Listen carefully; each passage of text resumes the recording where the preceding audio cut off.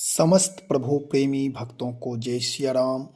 भगवान श्री सीताराम जी की अहेतु की करुणा कृपा हम आप सब के लिए, प्राणी मात्र के लिए, जड़ चेतन के लिए, पूरी समष्टि के लिए मंगल करें, कल्याण करें। इन्हीं मंगल कामनाओं के साथ मंगल भवन अमंगल हारी जो परमात्मा हैं, उनकी बाल लीला पर आज चर्चा करेंगे। गोस्वामी श्री तुलसीदास जी महाराज से किसी साधक ने अनुनय विनय किया कि स्वामी जी, आप भगवान की बाल लीला का दर्शन कराएं। गोस्वामी जी को बड़ी प्रसन्नता हुई। उन्होंने कहा कि बाल लीला का दर्शन करने के लिए शिव, सनकादिक सिद्ध, मुनि, योगी सब लोग ललायित रहते हैं। उस परमात्मा का ध्यान तो सब लोग करते हैं, लेकिन सगुण साकार जो भक्त होते हैं उनके सौभाग्य में ये लीला होती है। तो आप उस लीला का दर्शन करना चाहते हो? गोस्वामी जी को बड़ी प्रसन्नता हुई। और हम आप सब जो भक्त भगवान का बाल रूप लड्डू गोपाल भगवान की जो उपासना करते हैं, जो अपने घर में रखते हैं, जो उनकी पूजा करते हैं, उनके लिए ये विशेष रूप से है। ये वही व्यक्ति समझ सकते हैं जिनके हृदय की ग्रंथि खुली हुई हो, जिनका हृदय निर्मल पवित्र हो, जो भगवान की लीला को भावनात्मक ऊर्जा से जोड़ करके आह्लादित आनंदित होते हों, जो भगवान की यह मनमोहक छवि सुन करके आत्म अनुभूति करते हों कि भगवान की लीला हो रही है, वही लोग इसका आनंद ले पाएंगे। इसलिए इस लीला का गायन गोस्वामी श्री तुलसीदास जी महाराज कर रहे हैं कि भगवान की छवि क्या है बाल लीला में, वह बालक बन करके क्या क्या लीला करते हैं। बहुत ही सुंदर वर्णन किए हैं। इसका ध्यान भी किया जा सकता है, अपने मनन चिंतन के द्वारा एकाकार भी हुआ जा सकता है। गोस्वामी जी कहते हैं, देखो भगवान जो भी लीला करते हैं वह अपने सुख के लिए नहीं, जीव मात्र को सुख प्रदान करने के लिए, जीव मात्र की प्रसन्नता प्राप्ति के लिए, जीव मात्र के हृदय में अनुराग पैदा करने के लिए भगवान लीला करते हैं कि जीव किसी भी तरह कहीं से वह जुड़ जाए। बस चाहे बाल लीला हो, रण लीला हो, राज लीला हो, कोई भी लीला हो, विवाह लीला हो, वन लीला हो, भगवान से जीव किसी भी प्रकार जुड़ जाएगा तो वह धन्य हो जाएगा, कृत्य कृत्य हो जाएगा, उसका जीवन जन्म सफल हो जाएगा। गोस्वामी जी कह रहे हैं, दोहा के माध्यम से सुने, फिर उसकी व्याख्या समझेंगे कि भगवान बाल लीला क्यों करते हैं। क्योंकि भगवान की लीला बाल लीला बहुत महत्वपूर्ण लीला है और बड़ा ही मनमोहक छवि है। बाल विभूषण बसन वर, धूरी धूसरित अंग, बाल केलि रघुबर करत, बाल बंधु सब संग। श्री राम जी बालोचित सुंदर गहने कपड़ों से सजे हुए, उनके श्रीअंग धूल से मटमैले हो रहे हैं और सब बालकों तथा भाइयों के साथ आप बालकों से कैसे खेल खेल रहे, बालकों की भांति राम जी भी खेल खेल रहे। गोस्वामी जी कहते हैं, भगवान की छवि क्या है आज की? तो कहते हैं श्री राम जी बालोचित, एक बालक की तरह, जैसे माताएं स्नान करा करके बच्चे को सुंदर वस्त्राभूषण धारण करा देती, ऐसे राम जी का भी आज चारों भाइयों का श्रृंगार हुआ है, बालोचित श्रृंगार। वस्त्र आभूषण धारण किए हुए हैं, नेत्र में काजल लगे हुए हैं, ललाट पर एक काला डिटौना भी लगा हुआ है। जैसे माताएं श्रृंगार आदि करके एक काला डिटौना थोड़ा दाग लगा देती हैं ललाट पर, कपाल पर, तो वही कह रहे हैं गोस्वामी जी, भगवान सुंदर गहने कपड़ों से सजे हुए हैं।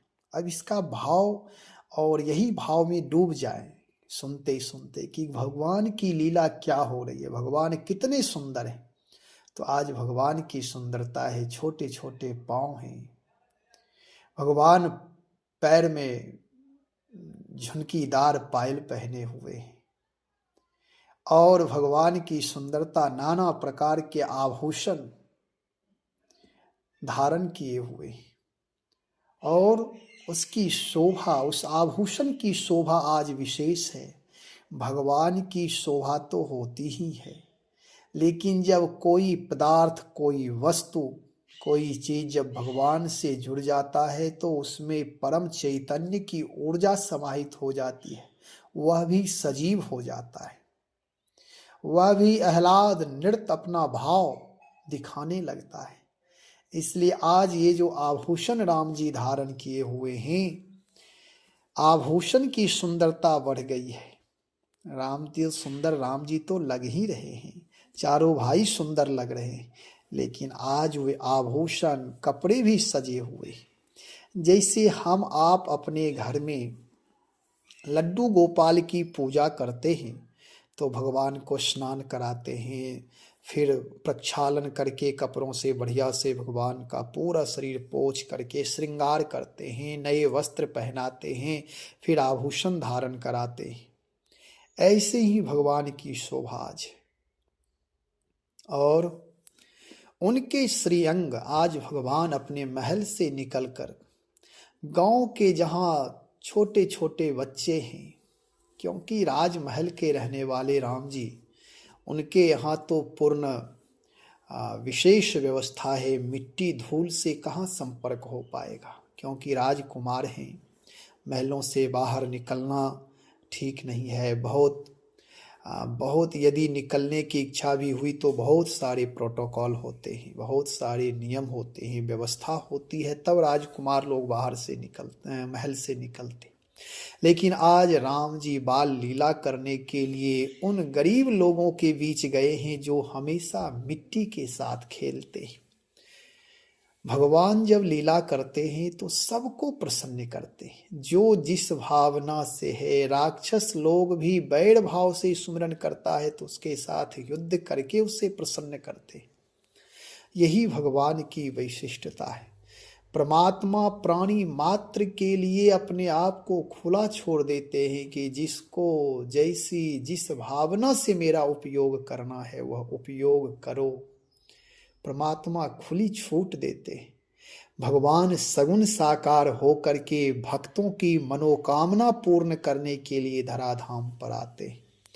तो आज राम जी गए हैं उन बच्चों के बीच जो गरीब के बच्चे हैं, जो मिट्टी में खेलते रहते हैं, जो झुग्गी झोपड़ी में रहते हैं, उनके पास राम जी गए और उन बच्चों के साथ बाल क्रीड़ा कर रहे हैं, उनके साथ गेंद से खेल रहे हैं, कबड्डी खेल रहे हैं, कुश्ती खेल रहे हैं, और शरीर मटमैले हो गए, धूल से धूलित हो गए, पूरे शरीर में धूल लगा हुआ है। राम जी की सुंदरता कहाँ महलों में रहने वाले आजकल की माताएं हमारे अपने बच्चों को मिट्टी में खेलने नहीं देते, लेकिन मिट्टी से ही यह शरीर निर्मित है। जितना हम आप नेचुरल बन करके रहेंगे, प्राकृतिक संसाधनों से जुड़े रहेंगे, प्रकृति से जुड़े रहेंगे, उतना ही जीवन मंगलदायी होगा, शुभ होगा, संस्कारी होगा, सुंदरता आएगी जीवन में।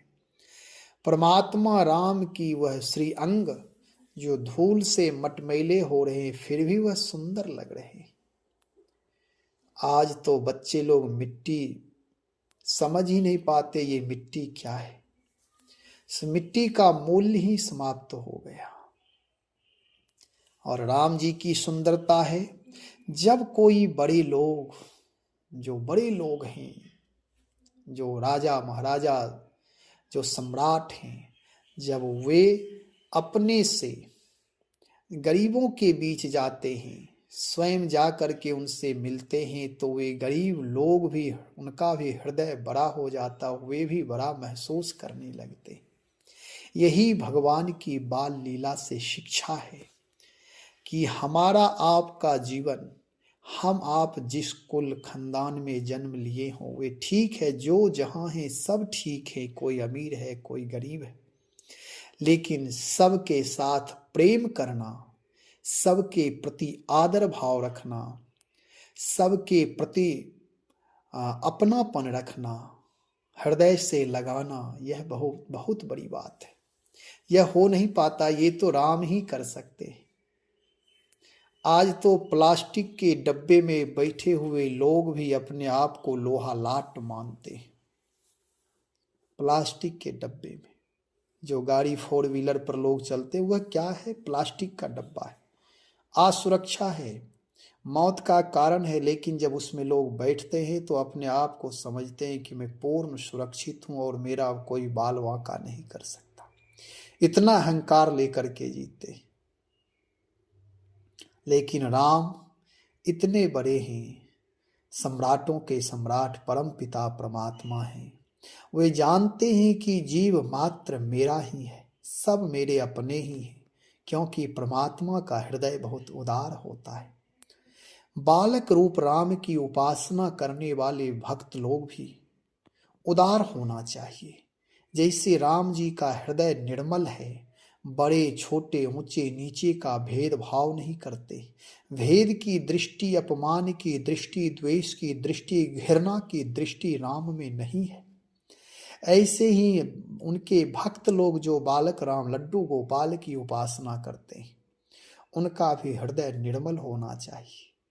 नेत्र निर्मल, व्यवहार निर्मल, विचार निर्मल, सबके प्रति आदर भाव, राग द्वेष घृणा ईर्ष्या से रहित हृदय होना चाहिए। तभी बाल लीला सफल हो पाएगा।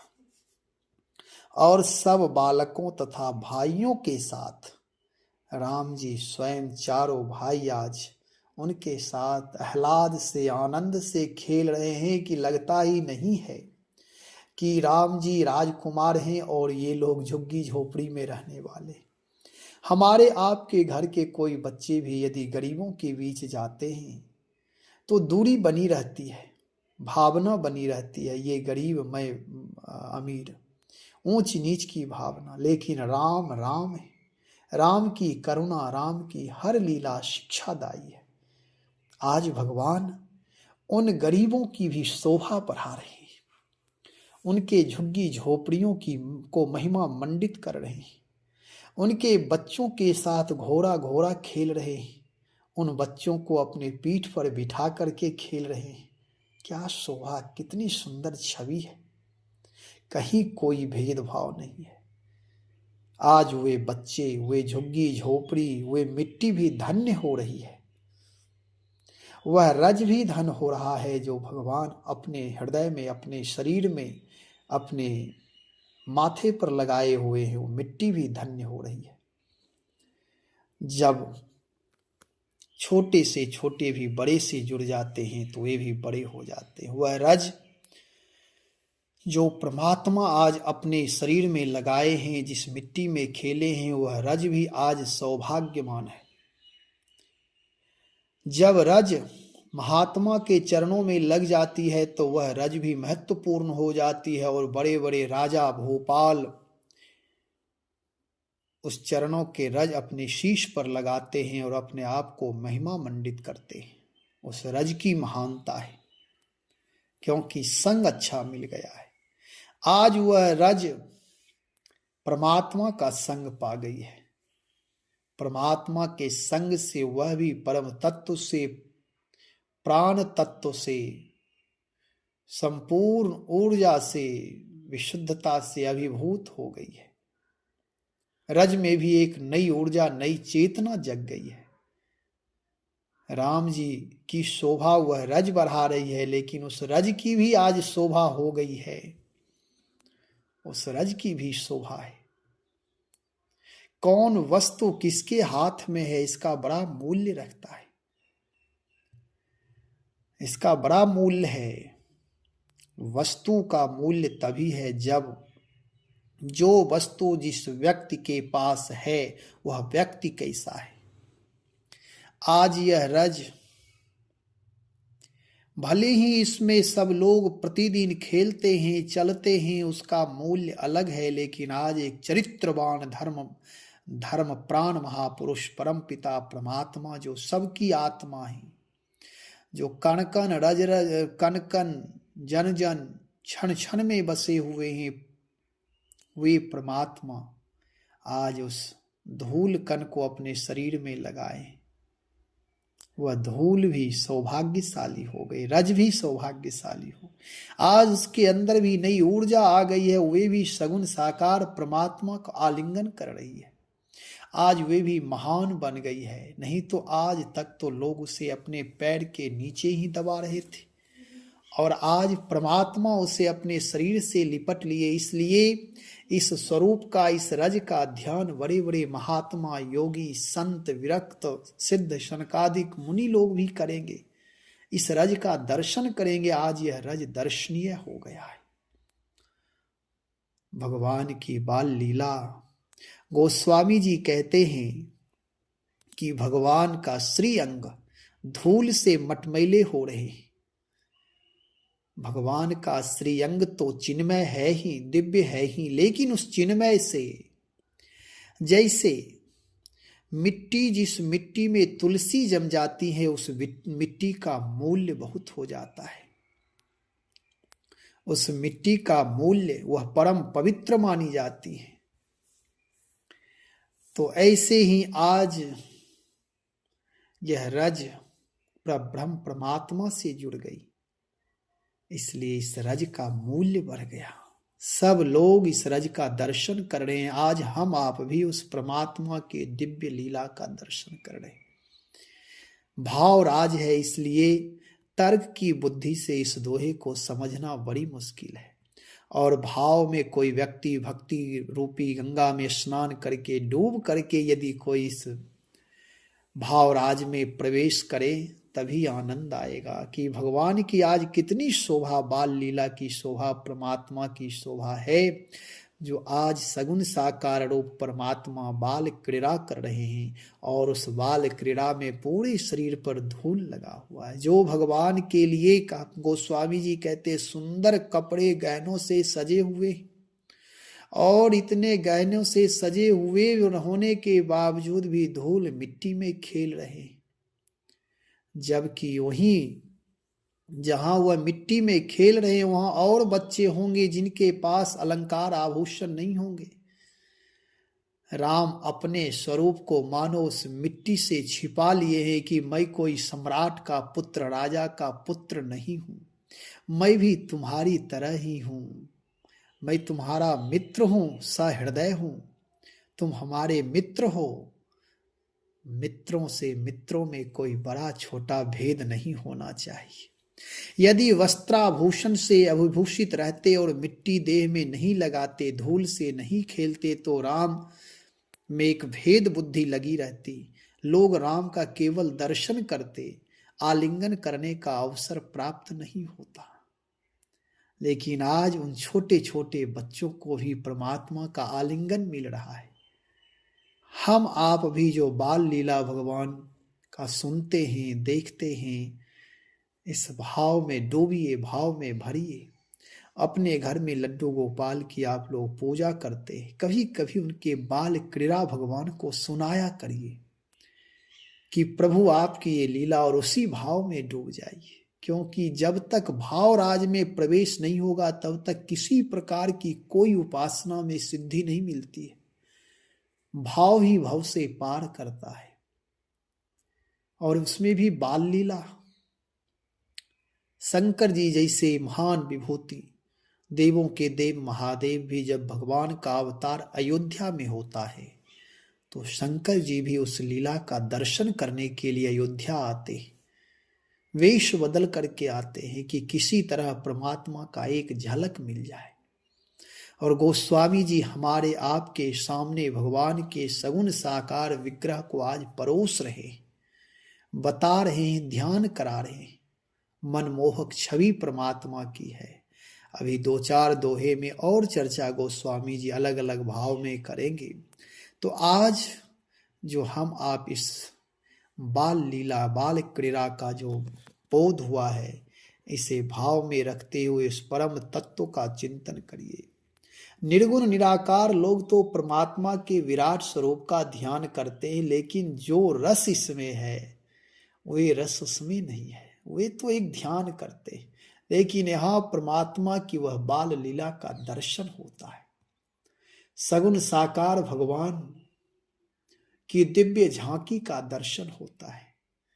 इसलिए बाल लीला भगवान का सुनिए, दर्शन करिए, भाव में डूबिए, क्योंकि ये भाव राज है। जब तक भाव नहीं तब तक भक्ति नहीं, जब तक हृदय में करुणा प्रेम नहीं तब तक हृदय निर्मल नहीं हो सकता है। इसलिए कोशिश करिए कि मेरा हृदय इतना भाव में डूब कर अश्रुपात होने लगे कि उसमें हृदय के जो भी गंदगियां हैं वे सारे विकार निकल जाएंगे बाहर। ऐसी प्रवाह होनी चाहिए। तो गोस्वामी जी कहते, बाल विभूषण बसन बर, धूरी धूसरित अंग, बाल केली रघुवर करत, बाल बंधु सब संग। बाल बंधु, सब बाल बंधु हैं। ये सब जितने भी हैं दूसरे बच्चे, ये सब भी अपने ही बाल बंधु की तरह हैं। छोटे छोटे जैसे हमारे भाई हैं, हम ऐसे ये सब हमारे मित्र बाल बंधु हैं। और सबके साथ ऐसा नहीं कि ये 4 भाई हैं तो बस 4 भाई में ही मगन है कि नहीं नहीं 4 भाई, ये 5वां कोई नहीं। सबके साथ भगवान क्रीड़ा कर रहे हैं। वहां 4 ही नहीं, जहां राम जी जाते हैं वहां समूह के समूह बच्चे आ जाते हैं, क्योंकि राम सच्चिदानंद हैं। वह भले ही बाल लीला करे या किसी भी प्रकार की लीला करे, लेकिन भगवान का वह चिन्मय स्वरूप, वह परम शुद्धता, परम चैतन्यता, परम मंगल विग्रह वे बने ही रहते। आज भगवान बच्चों को, उस झुग्गी झोपड़ी को, उस धूल को भी पवित्र कर रहे हैं, चिन्मय कर रहे हैं। हम आप भी इस भाव में डूबे और इस भाव का आनंद लें। श्री राम जय राम जय जय राम, श्री राम जय जय राम।